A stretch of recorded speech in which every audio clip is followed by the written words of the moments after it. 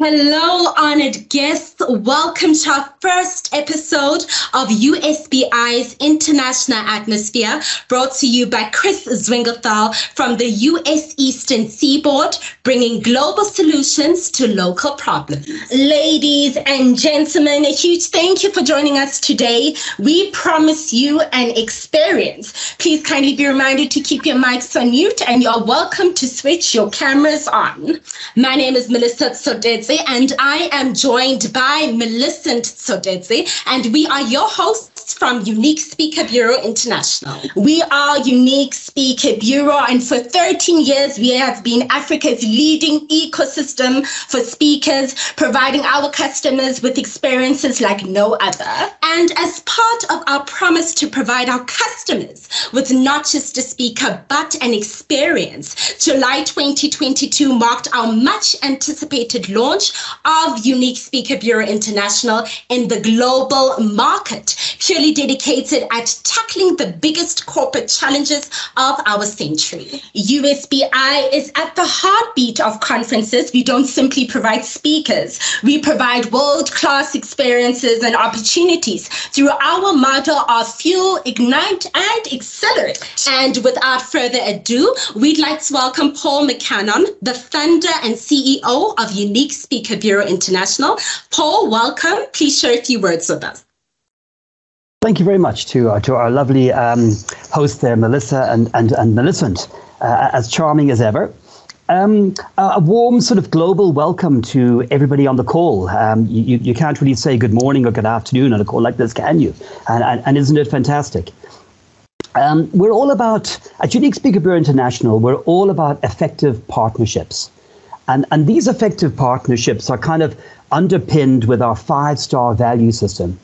These are 5 stars that we give to our speakers, 5 stars, a value system that we apply to our customers, to the staff at USB, and of course to our licensees.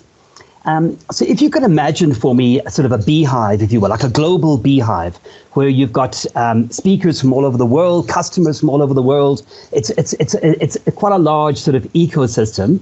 But in this beehive, you have, everybody sort of busy making the nectar, and the nectar, of course, is the actual experience that the audience that we all strive to create, right? This amazing magic that we want our audiences to feel. Now, into that beehive, if you can imagine hornets coming in, what that actually does, you've got this sort of harmonious, productive beehive scenario. We're all grafting away, doing our thing, aligning with our values, and in come the hornets. It causes utter chaos. So we strive to kind of keep that sort of hornets we relate to behavior, that sort of uncool, un-5-star behavior well away from us, so that you as the customer, you as the speaker, and of course our licensees just have this seamless experience where we all get on doing what we need to do.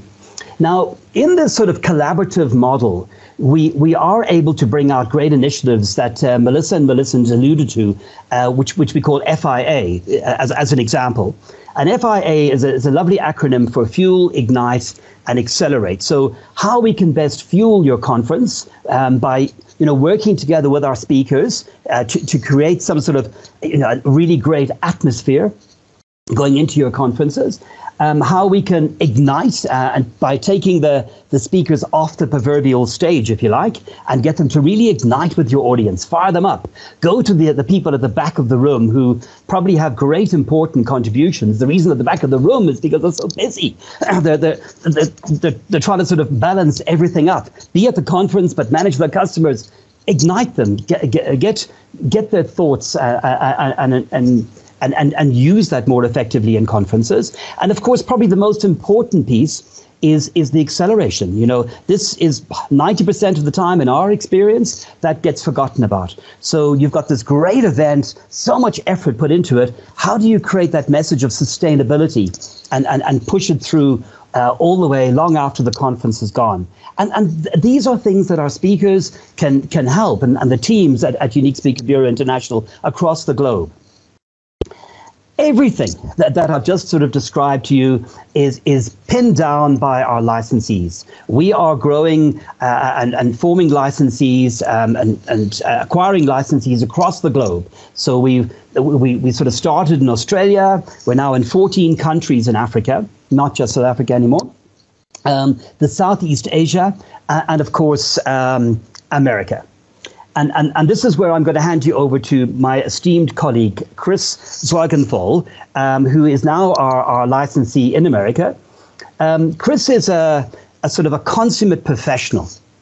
He has deep roots in the association industry, is completely trustworthy, aligns and ethical and aligns and subscribes to our value system.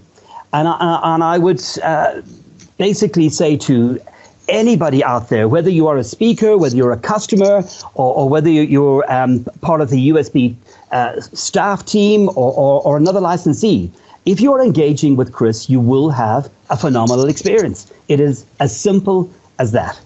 So over to you, Chris, and thank you for hosting us today. Thank you very much. Good morning, everybody on the call, yes. And I really thank you for the great introduction, Paul.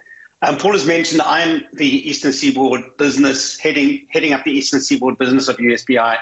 And I'm so privileged and proud that this is our first USA International Atmosphere speaker session.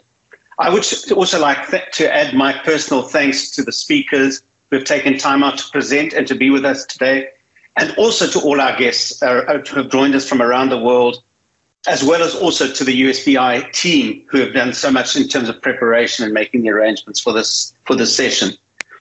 Our strategy at USBI is to assemble a powerhouse of five-star global speakers who can meet the needs of our five-star customers, and particularly I'm focusing on the USA.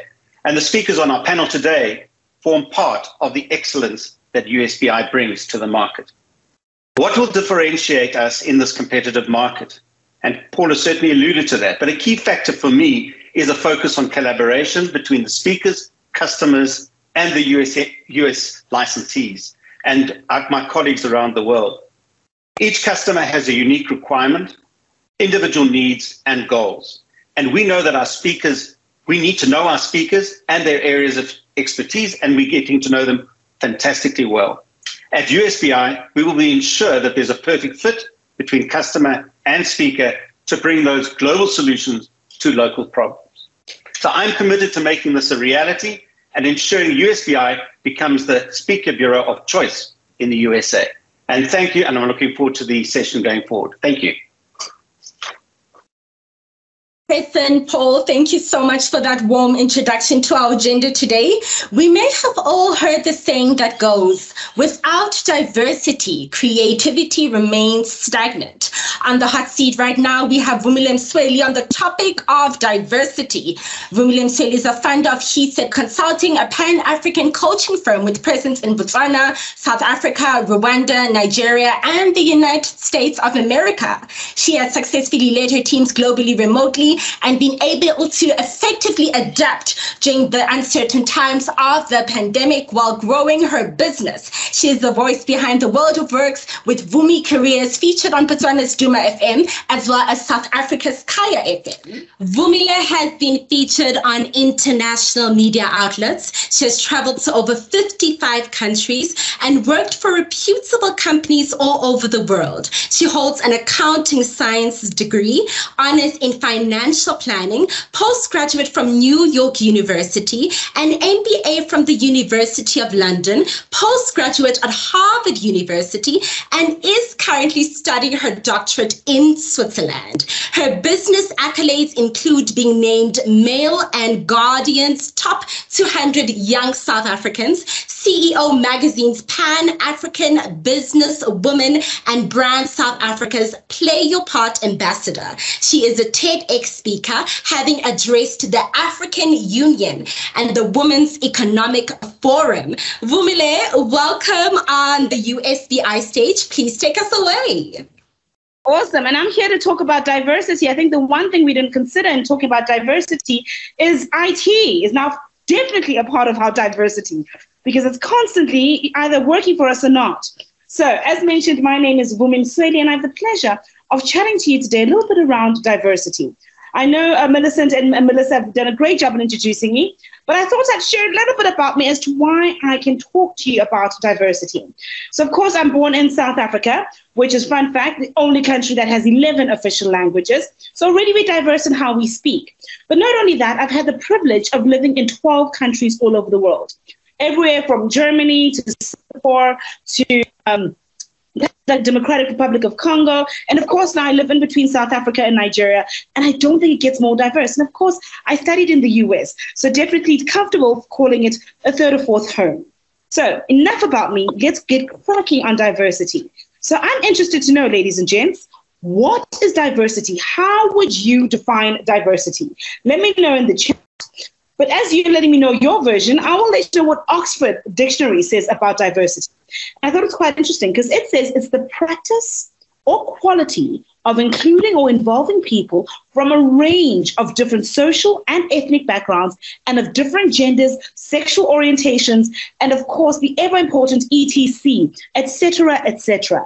And I think that really speaks to diversity. Diversity is etc., etc. It's every nuance, it's every shade, it's everything that makes someone different from you. So I want you to do a little exercise for me. Okay, we're going to do a little exercise. Don't worry, I'm not going to make you start doing jumping jacks, but a bit of a mental exercise. And it's simple. How do you define diversity? I asked you this earlier, and I want to see it in the chat. How do you define diversity?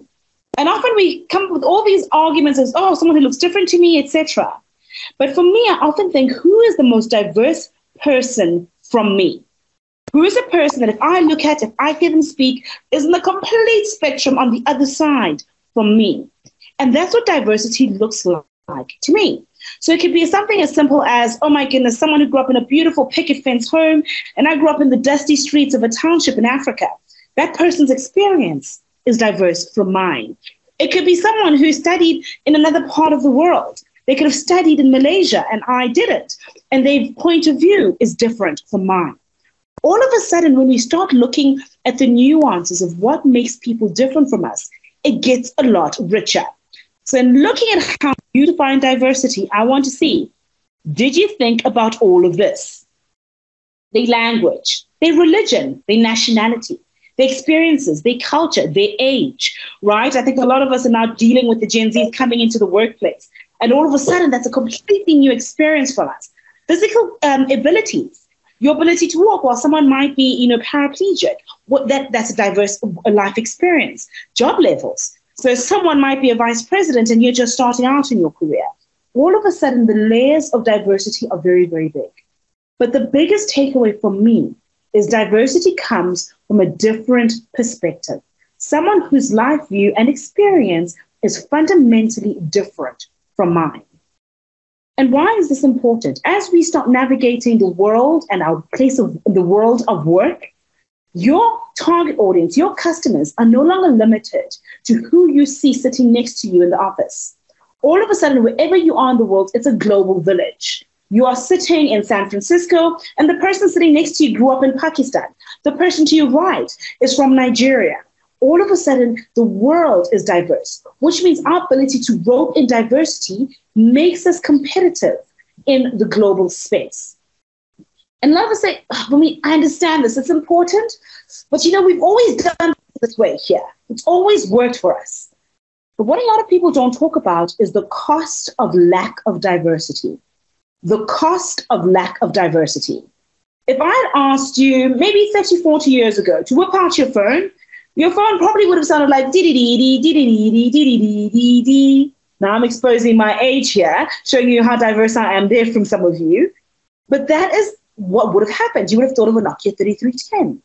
If I said, let's take a photo, like good old 30, 40 years ago, automatically we would have whipped out our Kodak, taken a smile, rolled it up and taken it to get a printer so we can see that photograph.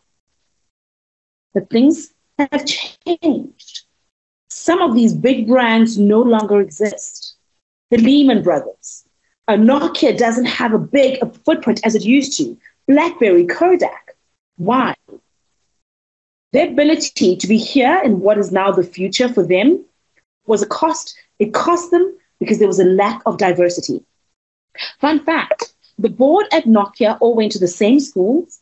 The majority of them were all men. The majority of them grew up in the same part of Europe. Their worldview was exactly the same. The people who were at the head of BlackBerry had a similar growing up experience, went to the same institutions. So when someone came up who was diverse from them and said, listen, why don't we have a touchscreen? Who needs a QWERTY keyboard? They laughed and they said, who in the world would ever want a phone with a touchscreen?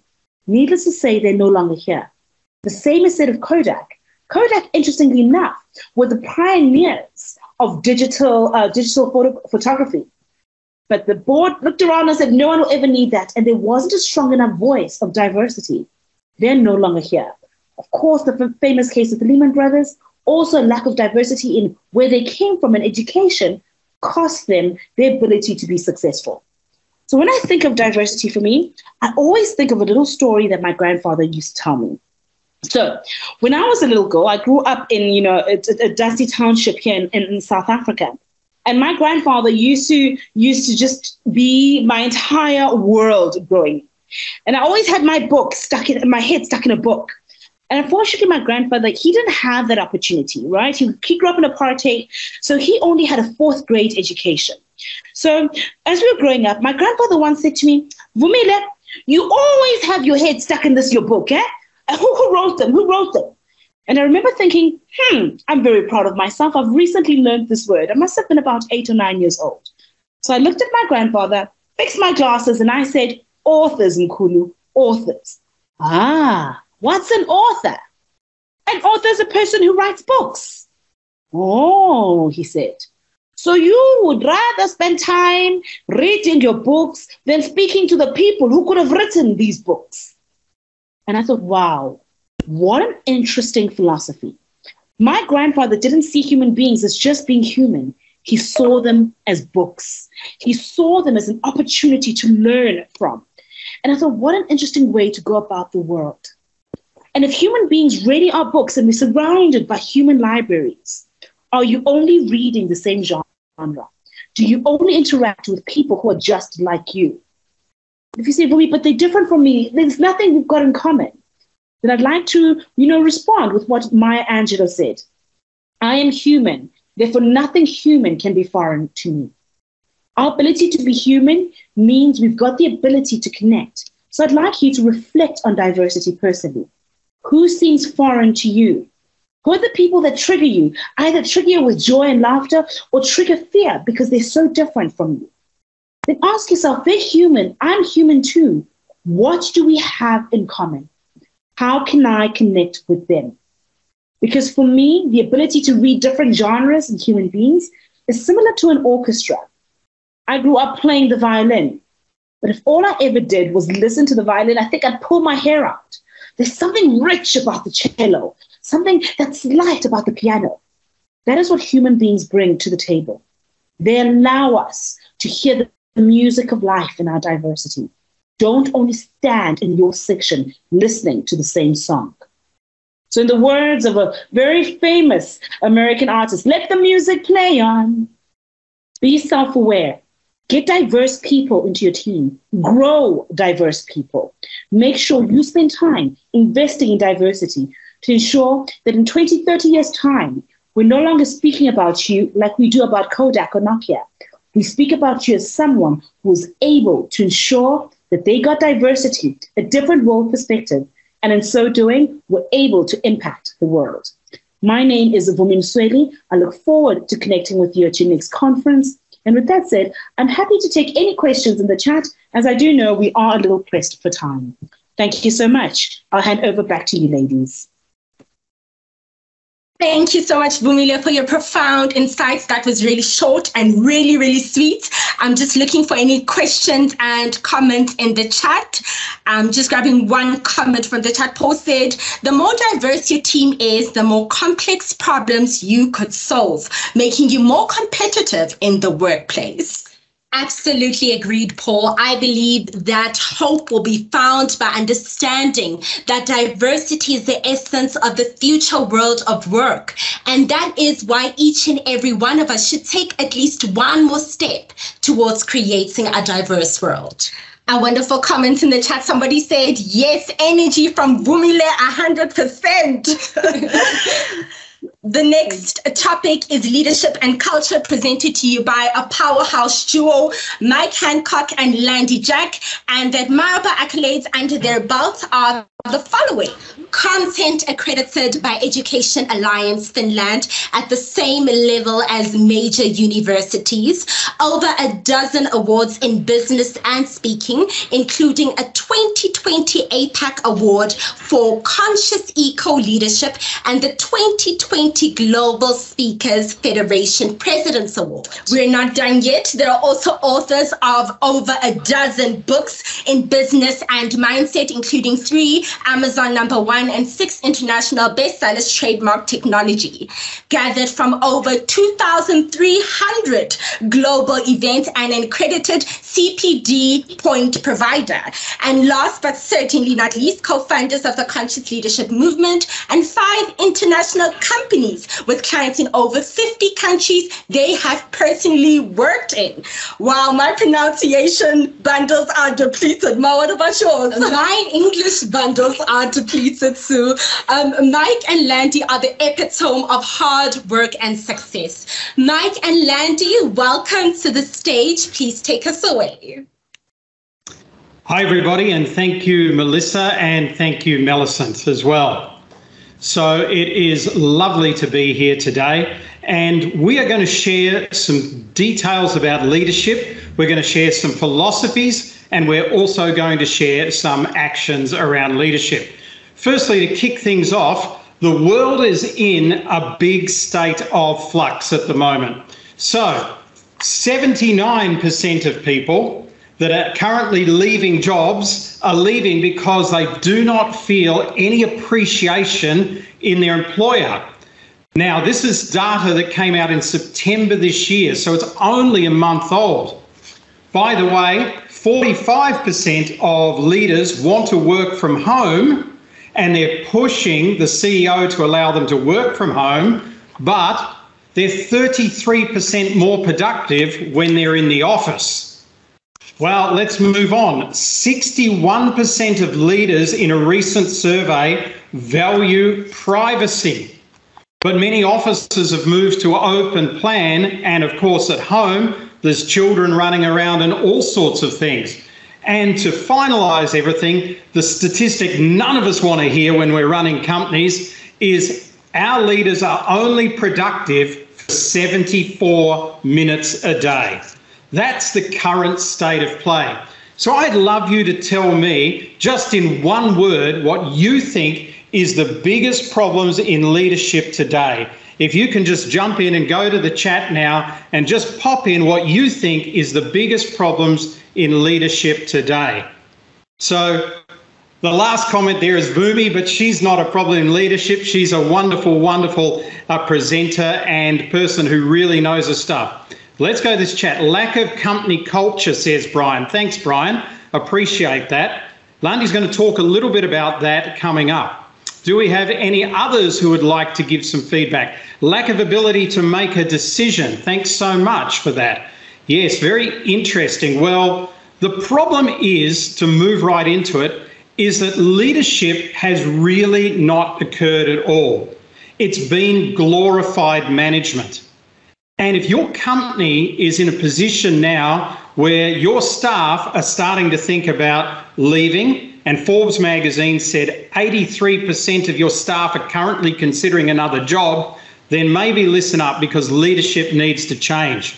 We've got a lack of empathy from leaders. We've got ownership, giving the right amount of accountability. We've got focus on today rather than tomorrow, and a lack of leading self. And all of these are very, very good.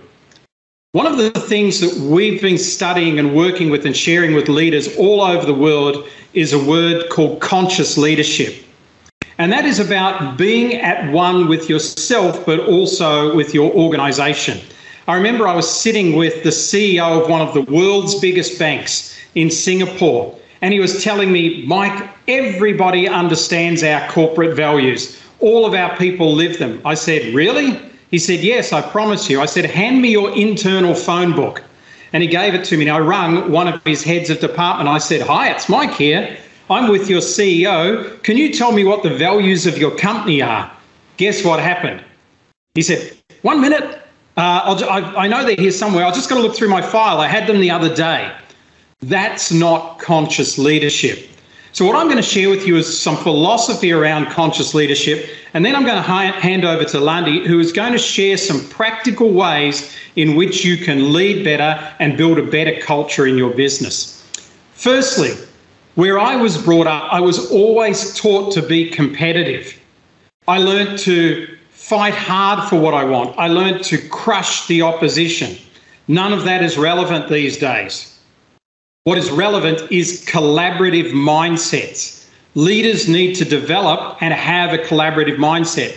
Collaborative with various stakeholders, with clients, with staff, getting teams to collaborate across their culture, and of course, collaborate with their communities and much more than that.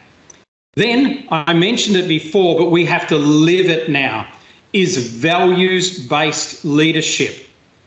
If you can't repeat back to me your values that you believe in right now as a leader, then you're probably not living them, and your staff are definitely not living them as well. If you can't just bring them up off the top of your head, in our organisations, the ones that Lundy and I run, they are love, intuition, freedom, enrichment, and nobility. So if you can't just read them off the top of your tongue and understand them, and if your cleaner in your office can't do that, you have a problem.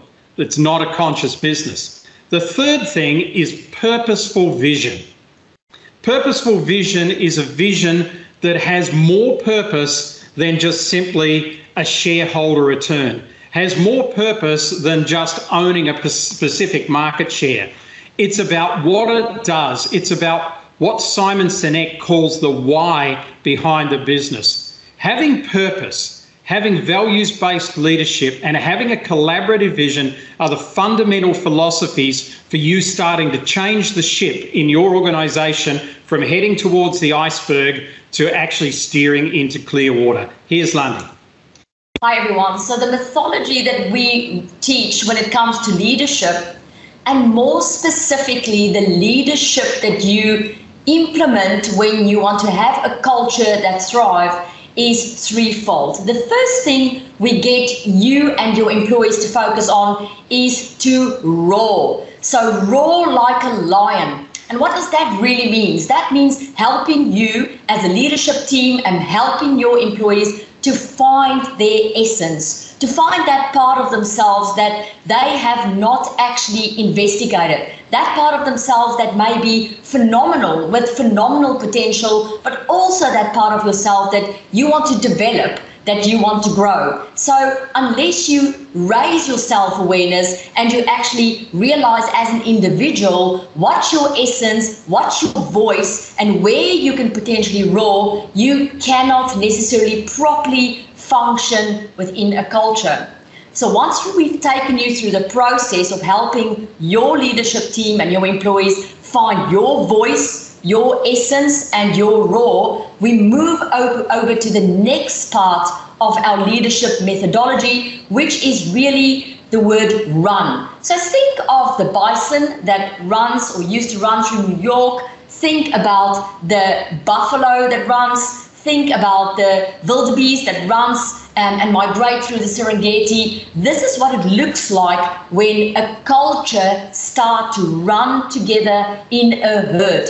This doesn't mean that anyone has to lose their identity or their individuality or creativity. This means that you have found your roar in such a way that you feel comfortable now to operate within a herd, within a group of people where you have the same vision in mind.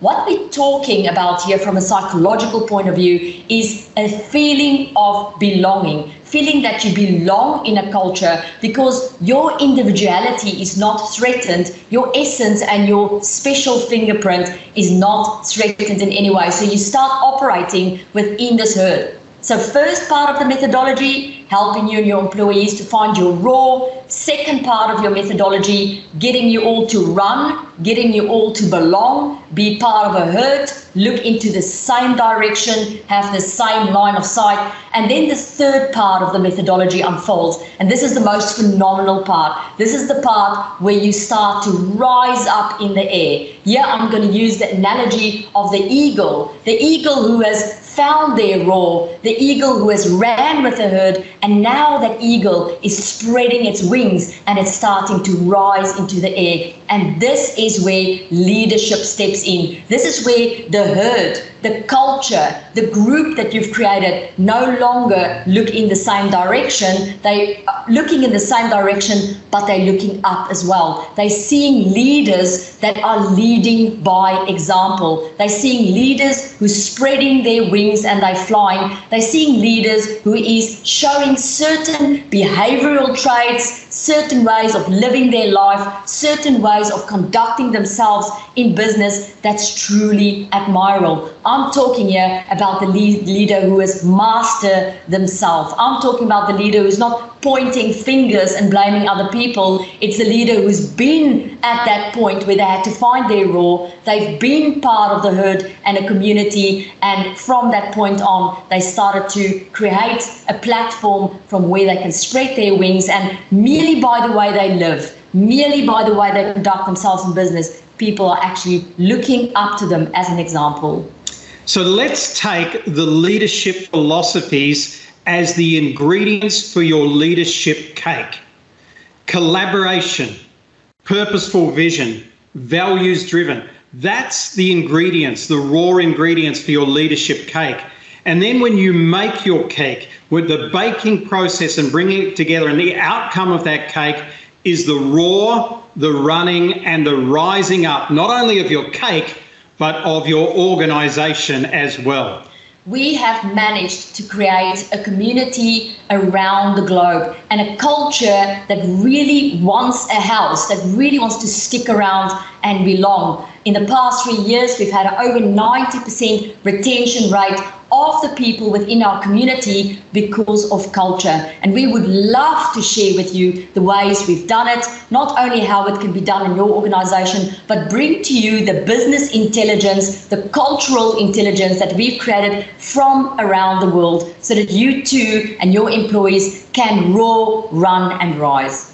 We're very familiar with your eastern seaboard of the US, and we lived there for some time a few years ago as well. So we're really loving to come out there and be in person next year in 2023 so that we can show you not only how to rise up, not only how to run, not only how to roar, all the philosophies behind that, but to be able to share other pieces, other gems of wisdom from our own smorgasbord of content with you, so that we can help you do what every leader should do, but in fact very few do, which is create a positive, lasting legacy which outlasts their job. Thank you very much. Looking forward to meet you.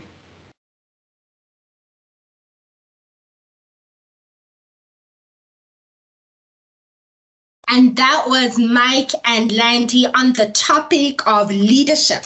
People define leadership as influencing others to follow, but that's not all. It's all about having a collaborative mindset and helping your employees find their essence, like Mike and Landy have said. Thank you so much for such an insightful presentation, Mike and Landy. Just scrolling in the chat for a few comments. I see Deanda said, quoted Mike and Landy actually, finding your role, running in a herd, but not losing your identity. Beautifully said.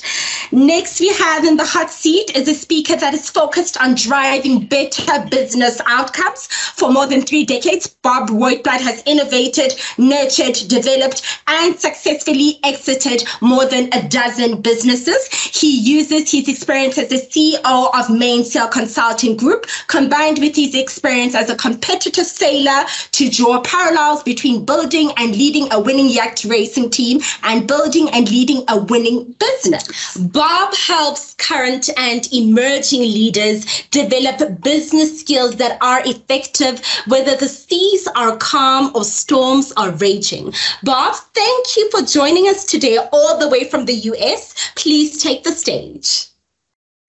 Well, that would be me. You don't see me, but okay, hey, here I am. Okay, I am here. What do these products have in common? What does the Juicero, New Coke, and the Segway Human Transporter have in common? What do you think? Type your ideas in the chat. There's at least 4 things that make all 4 of these products in common.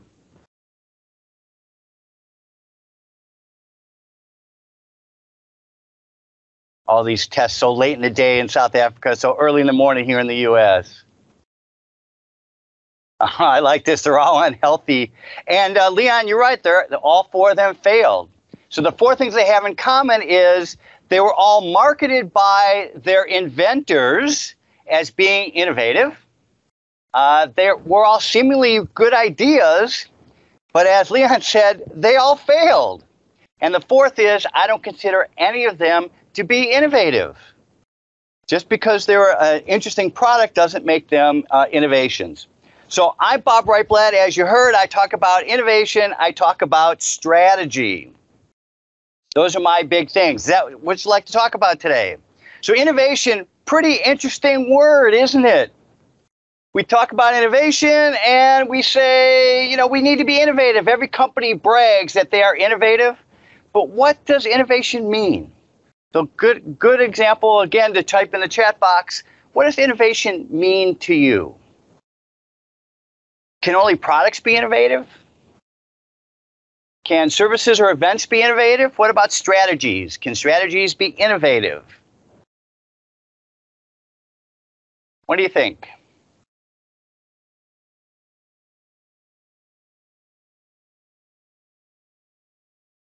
How do you define innovation? That's a tough one. Okay, Melissa says it means to be adaptable, think outside the box, a new method or idea. These are all great concepts for innovation. The interesting part is that innovation itself means nothing. There is no common actionable definition for innovation. It's a very vague and imprecise term. So unless we have a good definition of innovation, how do we know when we actually have become innovative? How do we know when we've achieved it? How do we know we've been heading in the right direction? Right? Without a common definition of innovation, all we're doing is adding to the confusion. I think the better option is to stop using the word innovation. It has lost all meaning. Everyone brags, hey, we're innovative, we have innovative new whatever, but it means nothing. I would like you to talk about your ideas, talk about comments, talk about suggestions for how you can accomplish what it is you're trying to accomplish. Talk to your customers, your attendees, your audience about what they're trying to accomplish. Okay, everybody seems to want a good definition of innovation. Would you like my criteria for what I consider to be necessary for products and services, events, strategies to be innovative? All right, to start with, innovation is a label that's applied only after value has been created, not while we're attempting to create it. So we can brag that we have an innovative idea, but we only know if that idea was innovative after the fact.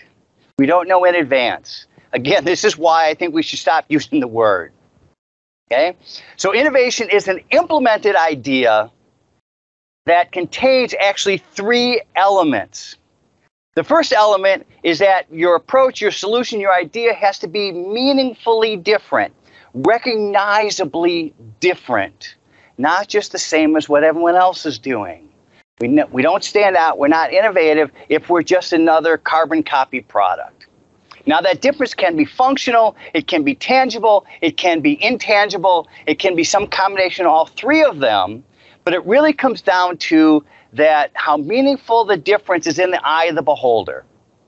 It is up to your customer, to your audience, to your attendees, to your coworkers, for them to decide if what you're offering is truly different as they define it from their perspective. It doesn't matter what we say. It matters from, let's use the catchword, the customer. It matters what the customer thinks. That's all that really matters in just about everything we do. Now, the greater the recognizable difference that is valued by the customer, the greater the potential advantage. If what we're doing is only incrementally different, it won't be advantage because your competitors' alternative offerings are also making incremental improvements. We don't operate in a vacuum. We operate in, I think Paul used the word earlier, an ecosystem. We operate in an ecosystem, and that ecosystem is constantly on the move. All right, the second big element from my perspective that is necessary for something to be considered an innovation is that your approach, your idea, your solution has to make a positive impact. And it makes a positive impact on both the customer and on the organization. So we make a positive impact on the customer if we actually help them accomplish what it is they're trying to accomplish. That's the measure. What are your coworkers trying to accomplish? What is your audience trying to accomplish? What are your members trying to accomplish? Whatever it is your focus.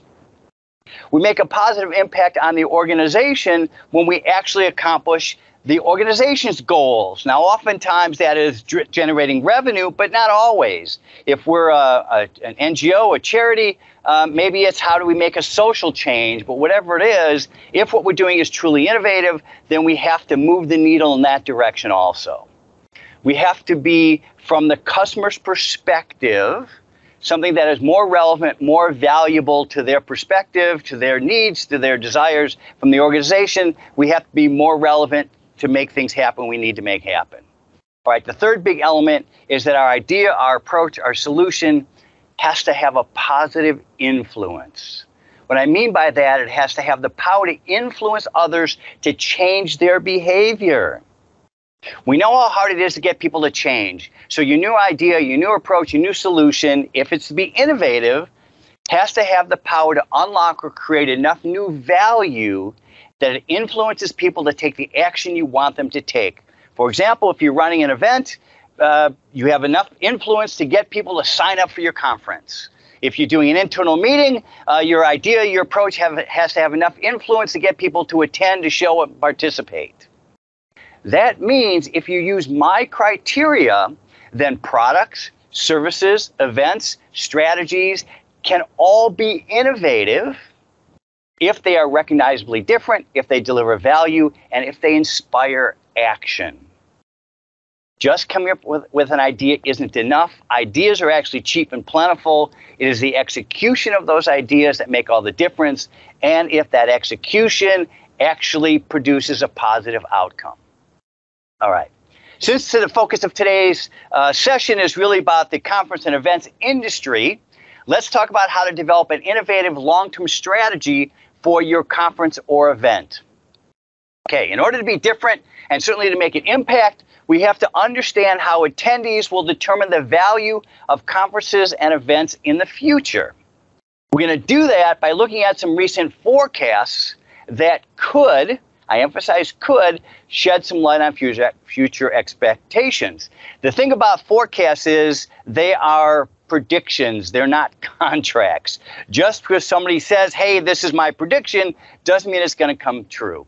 Let's look at the first one. According to one forecast, the global virtual events marketplace is projected to grow 21.1% per year from now through the end of the decade.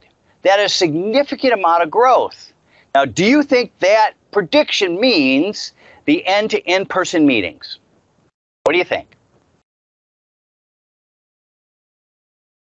I see Chris shaking his head no, but that's the prediction. If it does, that means our strategy, our innovation would be looking for something meaningfully different and impactful on ways we can best deliver the experiences for virtual events. That means a digital strategy. Is that the right answer? So we're looking for maybe remote 3D capabilities for virtual attendees that offer an interactive experience rather than just a set of streamed video presentations. Other than we're just standing up here, let's play a video. Okay. Now here's another recent survey that probably conflicts with the first one. That 70% of participants prefer to attend conferences in person. They say, for example, that the best networking usually happens in person, and vendors and service providers just can't provide the same level of examples and demonstrations virtually as they can in person.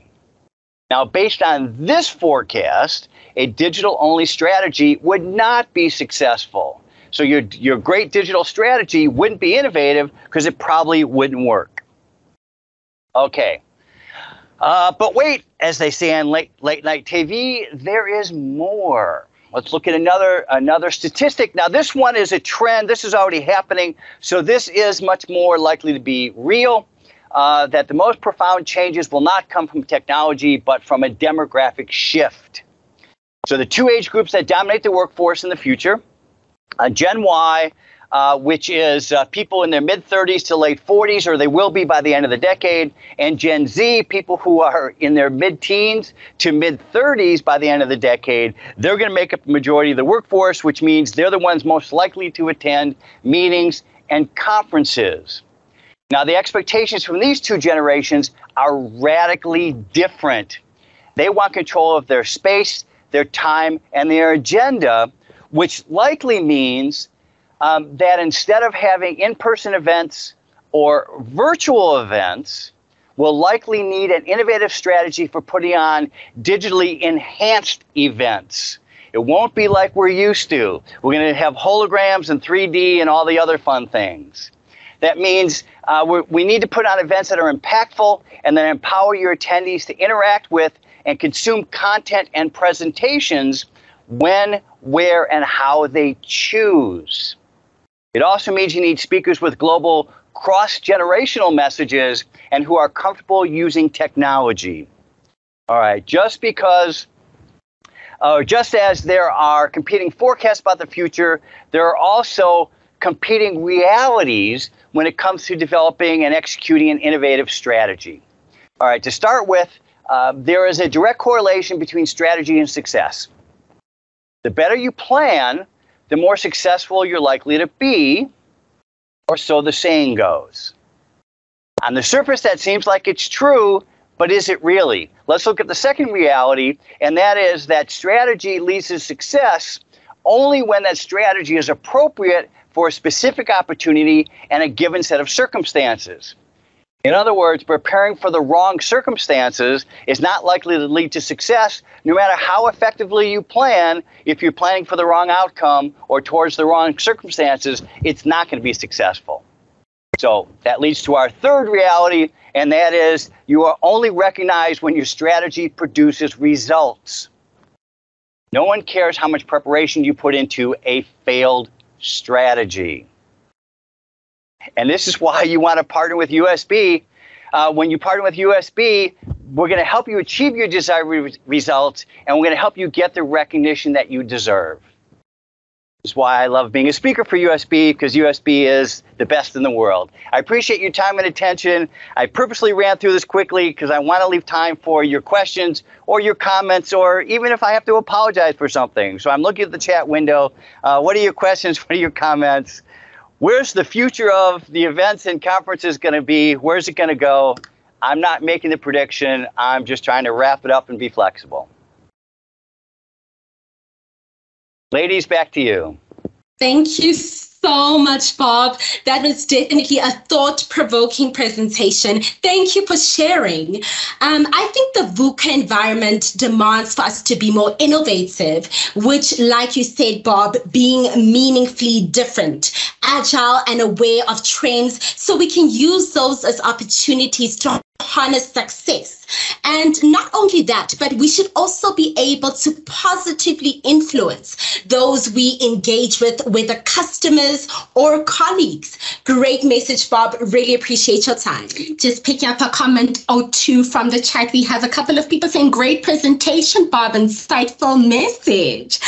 Thank you so much, Bob. Talking leadership, culture, diversity, and inspiration, we have with us none other than the Black Mermaid, Captain Londi Ngobo. A global ship navigator and Africa's first female dredge master, Captain Londi Ngobo is passionate about unlocking Africa's ocean economy. With over 14 years of experience in the maritime industry, this Black excellence and multi-award winning woman serves on various boards in the transport sector and influential organizations within leadership, women and youth spheres, ensuring continuous development of Africa's transport professions through advocacy, training, and awareness, as well as strengthening the competitiveness and employment, creating potential for Africans. Captain Londi, a very warm welcome to you, my lady. The floor is all yours. Aloha, ladies. Aloha, everyone. I just thought I should just pop in my uniform and dress up for the occasion, because we do have our international visitors at USB. Yay, so exciting. And I've been with you guys for how long now? I think it's the 4th year. So when you guys told me that you're doing this showcase, I was like, stop the clock, block calendars, I am so there. Thank you so much, ladies and gentlemen. I'll just jump straight to it. I do tend to claim my captaincy and take as long as I like. So this time I'm just going to go straight to it, and I hope you do enjoy. Hard to port, hard to starboard. Steady as she goes, and the ship steadied, cutting through fair winds and following seas. This is a 50,000 gross tonnage ship. Welcome on board. I'm Captain Londi Ngobo. I've got Yusuf sharing the slides for me, and I hope that maybe at this prompt, you'll be able to just keep sharing. Like I said, I'm claiming my captaincy. I'm not holding the wheel. Next one, Yusuf. This is a 50,000 gross tonnage ship with over 40 crew members on board. Now you can imagine, it's a container ship, which means that we move all over the world. Crew members from China, crew members from Singapore, Africa. These are people that are on board that are meant to make warm this floating home. They're from different cultures and differing cultures. Crew members bidding goodbye to their families. As you would imagine, the Titanic, the saddest goodbyes. Some of them, Jack was the happiest bidding goodbye, I remember. Bidding goodbye to their loved ones, some charting the course to the next destination, some taking supplies for the voyage to last them long enough. Next slide, please, Yusuf. On this ship, different cultures come through. There's Aldo. Aldo was a Filipino chef, and he would eat rice with his hands every single dinner time. There was Shoddy. Shoddy was a boy from Cape Town. You know those guys that you don't want to run, bump into in alleyways, forever singing, forever claiming he's got a loud and yet deep soul. And then that girl, that African girl, would watch with great fascination. South Africa has trusted yet again a girl in STEM to explore these really chartered fields and hopefully bring back home the African book of yet another first. She watched with great fascination the diverse cultures, individual habits, navigating through the Straits of Gibraltar. Europe on the other hand, Africa on the right. Just as colorful as what the inside was on board the ship was her observation outside. However, South Africa has bid goodbye, yet the community and society still had limiting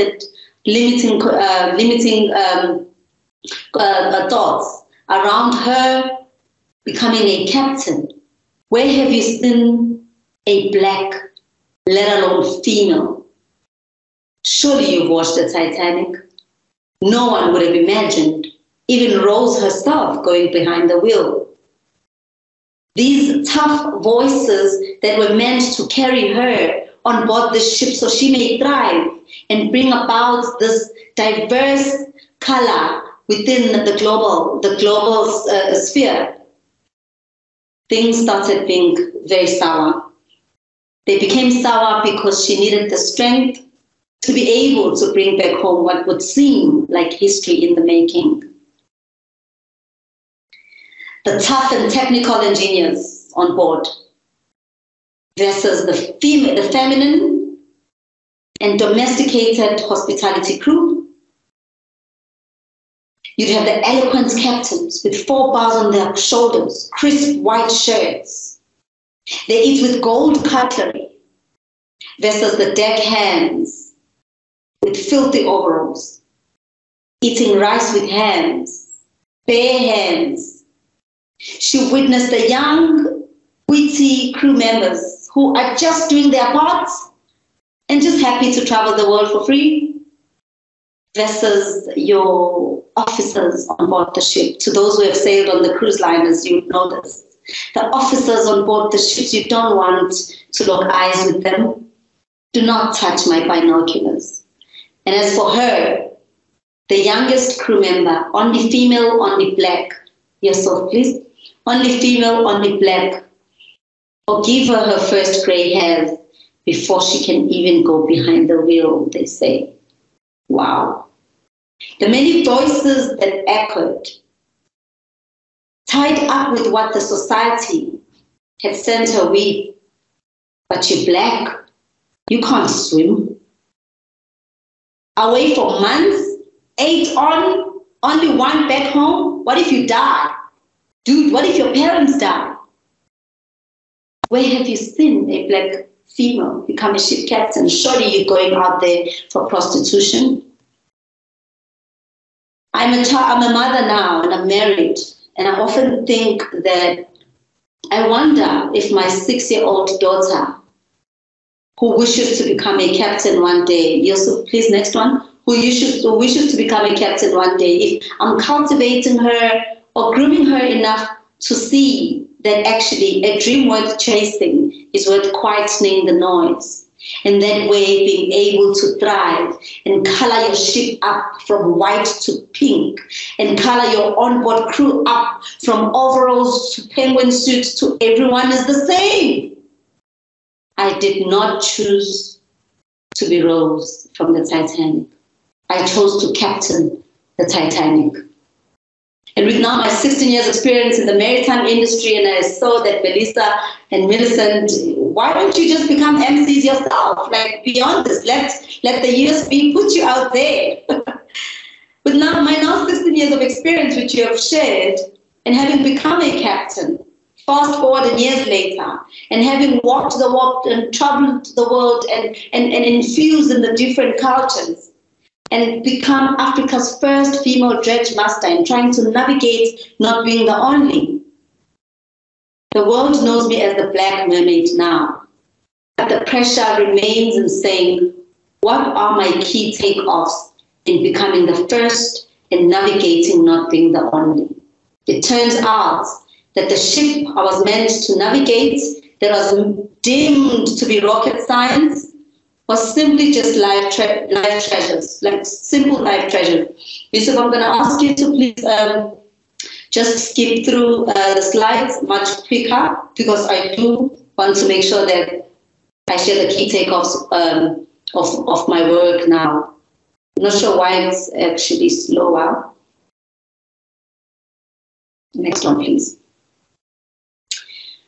So with all of this coming and tying up into this now fully still judged, after proving herself, next one please, after proving herself, after climbing the ranks and everything that has come through, coming back home,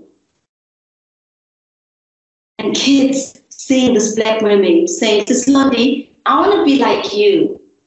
I now sit challenged when organizations come to invite me to speak, to say, what are we doing to multiply? How we're ensuring that we appreciate diversity. How we're ensuring that we are actually able to appreciate the different cultures that come through, in the realization that if you eat your rice with gold cutlery, you miss an opportunity to have grain at the tip of your fingerprints to feed the life's simplest treasures, life basics. Next slide, please. Standing behind the wheel, I know for a fact now that everything boils down to a beautiful story. And so life has taught me that with everything that I've been able to experience on board the ship, I know that I'm a good storyteller. They used to say seafarers are good storytellers. Why is this important though? Next slide, please. Why is this important? It's important because a good story with every single human being is able to synchronize down to the heart and decode the feeling. So I don't care the rank, I don't care the color, I don't care the gender. The story will synchronize the heart and the feeling. And however and whatever the theme of your event is structured, a person wants to only be seen, feel seen, and it's only come through from a good story. Where are these stories coming from? I've been able to share stages with amazing people that have taught me beyond being a ship captain when I thought that I had it all and I thought that I had it figured. Forbes Leading Women, your TED Talk, and everything and everywhere else. The Black Mermaid brand is a cute brand that the youth appreciates, that women are acclimatized to, that organizations, leaders, and being a captain are able to identify with. Where are these stories tied up now? Next slide, please. So, every single person, every individual has a story to share. It got to a stage where I realized that everything was becoming about Blondie, Africa's first female dredge master. And that's not the narrative that we're trying to share with the world. We're trying to share that we are experts in our fields, but also remind people that they too are the captains of their lives. My shares come from my experience from being a ship captain.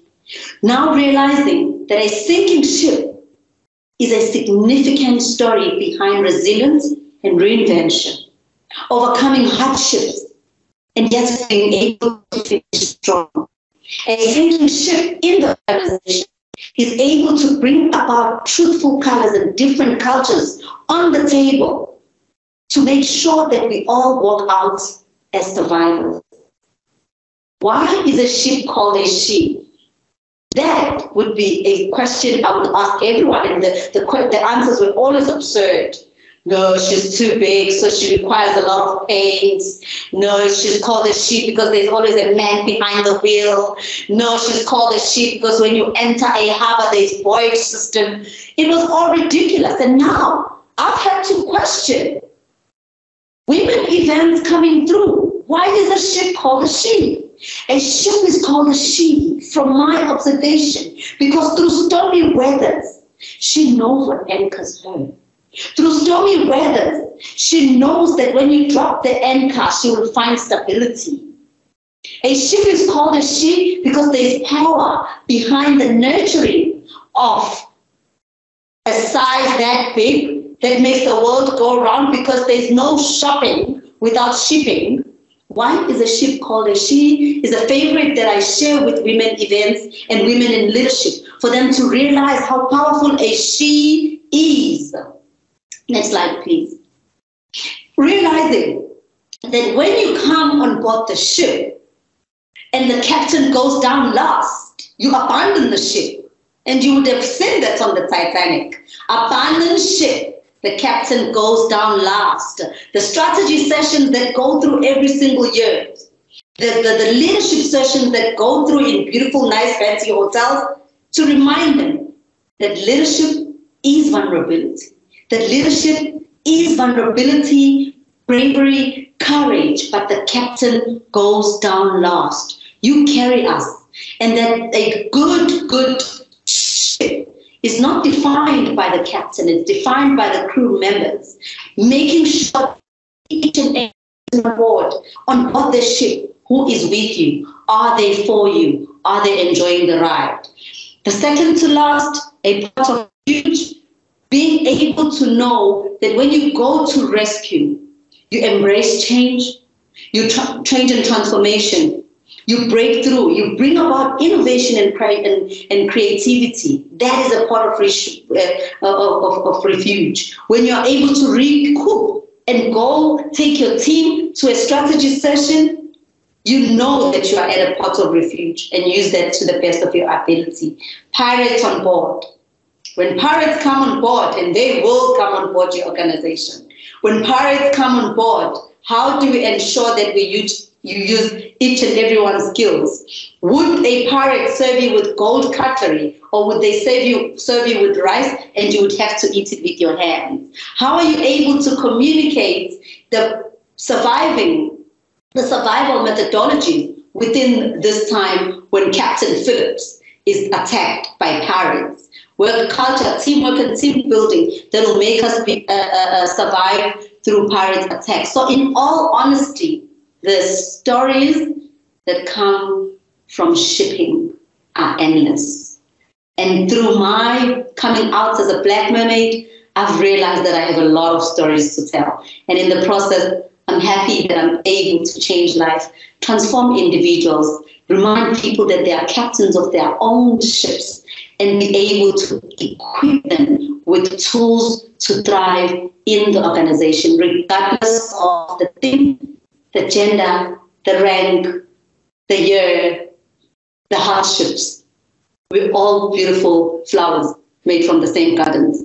And that, to me, makes us as a human race thrive, and will be able to transform organizations. I love what I share. I come in my uniform often with all my organizations. I come in my African cuteness with my afro out, and I think that it stands out and makes it more compelling to share the stories.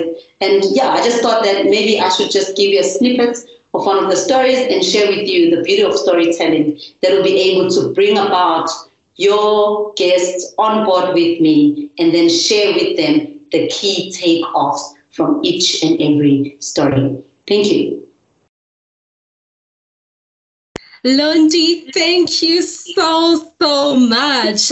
In a world where mediocrity is the conformity, we get a Londi Ngobo, who is a 1 in a million, encouraging our potential to be who we want to be against all odds. Londi, your spirit to thrive is so inspiring, and your story is like a song. I love the poetic justice you gave us.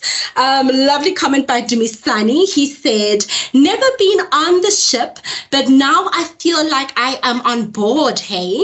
This is so interesting. A captain not only takes care of herself, but even the families left behind. Rice with a hand or rice with a golden spoon is still rice. Thank you, Captain. Wonderful. Beautiful, Londi Ngobo. That was absolutely wonderful. Your story, we can so resonate with it. Moving on to our next speaker, who's last but definitely not least on the hot seat. We have a speaker that has received numerous awards for professional excellence.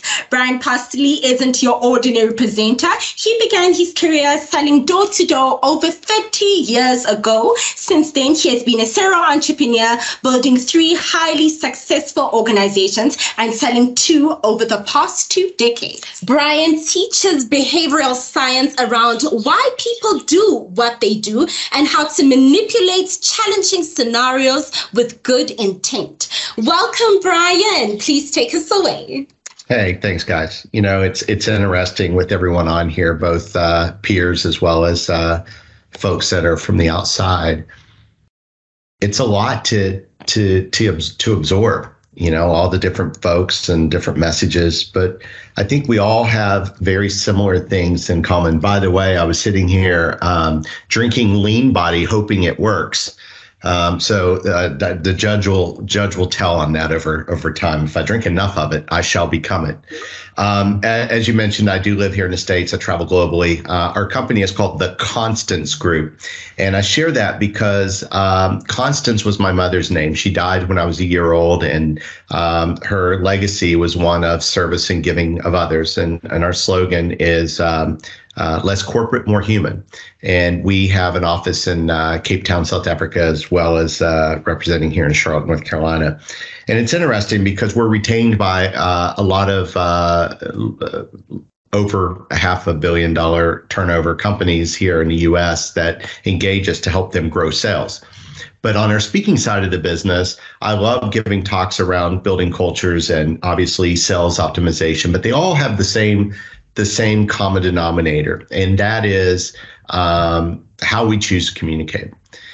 This weekend, I was in Los Angeles and did a seminar there on Monday, but I was at in fact, I just put it on LinkedIn. I was with Roger Love, and you can Google Roger Love if you'd like. He's the world's #1 vocal coach. I mean, from every celebrity you can think of, to even speakers that you look up to that are at a whole other level than even we are, they come to Roger for coaching. And we spent Saturday together in a studio and lunch and hanging out and learning that, honestly, when we think about convincing people to our stories or our challenges internally, personally, it all comes down to how we're able to articulate and transfer this information. So what I'm going to share with you is maybe counterintuitive to what the purpose of this is, but maybe some encouragement for anyone that's on here right now. And I'll go back to when I was young. We didn't have a lot of money. We lived in a trailer for a long time, or a caravan if you're in South Africa. So my obsession was, I want to have greatness. I want to have money. I felt that would solve my challenges. And my father, in his wisdom, said, "Why do you want money? People with money are unhappy." And I started thinking about that, and I go, we're broke, we're unhappy. So I knew it wasn't the money that was doing it, but I also remember something else. Growing up, and I have the report cards from school to show this, even in elementary school, I have report cards that say, Brian talks too much. Brian tries to be the class clown. Brian won't shut up. Shut up, sit down, do what you're supposed to do in your class. And it wasn't until I was in 7th grade, my English teacher, Mrs. Ball, I was 13 years old, came to me and said, Brian, look, I know that you have this pent up energy to want to share. And I've enrolled you into a 15-minute presentation. It's a speech contest at the Optimist Club. And she said, so you're going to give a 15-minute talk on optimism. And I said, Mrs. Ball, thank you. I really appreciate that, but I don't know anything about eyesight. And she looked at me and she said, I know what she was thinking. You're an idiot. That's optometry. I'm talking about positive thinking, optimism. But once she explained it to me in her simple form, I did it. And I'll never forget, 13 years old, and I won this. And you can see I came in first place, in this oratorical award thing. And I still have it now, and I'm 52 years old almost. And it kind of set me forth into this mindset that said, I want to be a speaker. I want to communicate. I want to share, but I didn't know how to do it. And who's going to hire somebody if they don't have some type of credibility that's behind there? But let's talk about you, right? The one thing we all have in common, all of us, is we want more. And I think that our mind is always wanting more, but our challenge is that when we do get that more, what's our mind also want? More. It's never enough, right? But before you get more, you just can't take it. You can't just, say, I want to be successful. I want hair. I just know it. Mindset alone is not going to do it. And this is the key for me. You can't ask for more until you're willing to give more. So the secret to having more in your life and in your business is a willingness to give more to other people. But you can't expect something in return. I can't open the door and then be pissed that you didn't say thank you because I opened the door. So the secret is really about the service of others, right? This isn't some mind game, some hippie jive talk, right? This comes from your heart, your soul, your why. And because the mind will always want more, that we know is not going to change regardless. What you're really looking for is to pursue greatness, right? To pursue that greater purpose in your life. But all of us suffer from two big fears. What if, and here they are. What if I'm not good enough? That's a big one. And what if I fail? Those are really kind of the two big, and I work with a lot of CEOs of a lot of large companies, and those are the fears that we break down and begin talking with. And I'm working with an organization that has 9,000 employees right now. And the leader came and said, we have a broken system and the culture is kind of screwed up. Will you help me?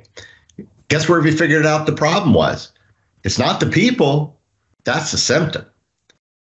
You allow this to happen, or it's the standard that you teach, right? But even though I think that like my heart and my soul and your heart and your soul wants more, and we want to be appreciated and valued and accepted and liked, we have another big enemy. We all have it. If you do not recognize what I'm going to say, we have a bigger issue that we got to talk about offline. It's called narcissism, because here's the challenge. We all have imposter syndrome. Every last one of us, right? And it sabotages the way it kind of makes you feel like you're not worthy of something.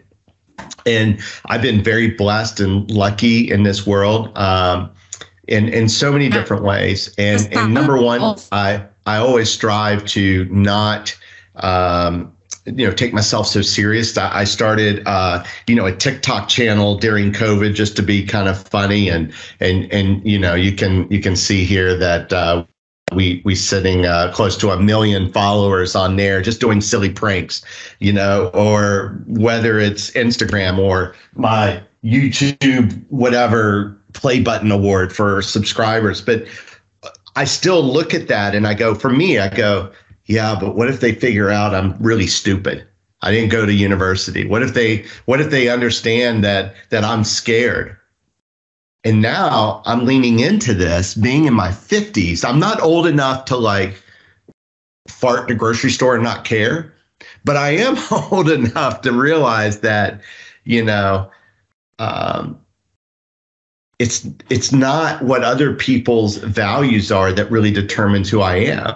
We're so afraid I'm not worthy of more business. I'm not worthy of this promotion. I'm not worthy of this connection. I'm not worthy of really making an impact in someone else's life. And it's this aggregation of marginal gain, these small little things that you can do. But the challenge is we sabotage ourselves. If I'm your friend and I told you you're stupid and I told you you look ridiculous and I don't know why you keep going and showing up and doing this every day because you kind of suck at what you do, you wouldn't be my friend very long, would you? I mean, who wants a friend like that? But yet you look in the mirror every day because you don't have the certainty in yourself and you say those things. And then we question and wonder why we're not where we need to be professionally or personally. And that's a battle that you got to face every day. Wanting more, but unwilling to become more, unwilling to create the ethos that says enough's enough and I want to be able to have greatness in my culture, in my business. And we can throw as many labels as you want out there right now. And that's the big thing. Everybody wants to put a label on themselves. But at the end of the day, we're all people. We all have the two big fears, and we need to stop asking for more, because more is not the answer. Because the moment you become more, you want more. So what we have to do is focus on how can I bring more value to other people? Because more value means more impact. And when you have more value, it means more money. When you have value, it means more love. And that's the thing. Appreciate where you are right now, where you have become over time, and become what you really are. and stop facing these standards of what people believe you should be. And I know that's something that's really interesting because we know it in our heart. It shouldn't be a surprise, but sometimes we need to hear it from someone else, right? We need someone else to give us that hope that says, I'm normal. And because we're on this earth 80 years, if we're lucky.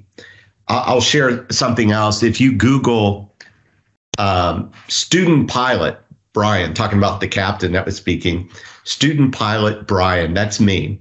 I was learning to be a pilot, and we had a near-death experience, and it was captured on GoPro, my first time being a solo student pilot. And it's about a 2-minute video, but it's changed my life. And it's changed my life from the perspective of I want to be the best version of me. I want to serve. I want to help. I want to add value to organizations and individuals. I actually put my mobile number on all my social media, and people go, why do you do that?